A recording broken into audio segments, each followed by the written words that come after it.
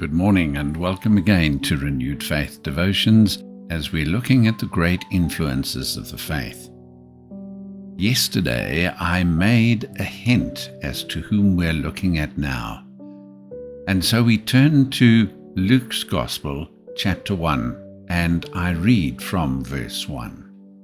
Inasmuch as many have taken in hand to set in order a narrative of those things which have been fulfilled among us, just as those who from the beginning were eyewitnesses and ministers of the word delivered them to us, it seemed good to me also, having had perfect understanding of all things from the very first, to write to you an orderly account, most excellent Theophilus, that you may know the certainty of those things in which you were instructed.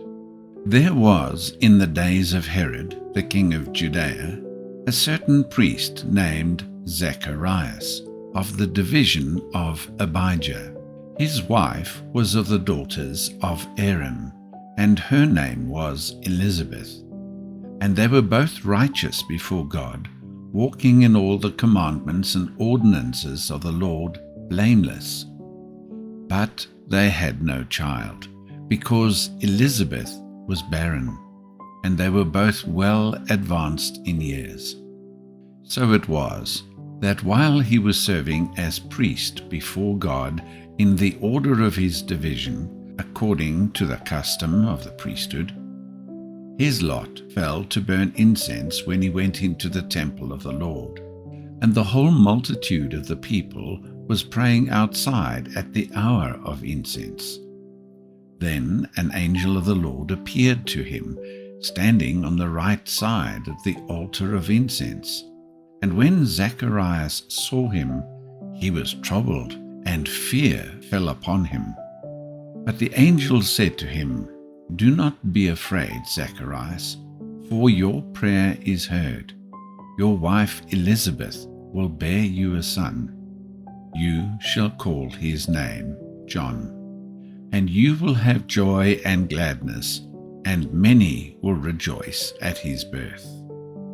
And from Acts chapter 1 and verse 1, "The former account I made, O Theophilus, of all that Jesus began both to do and teach."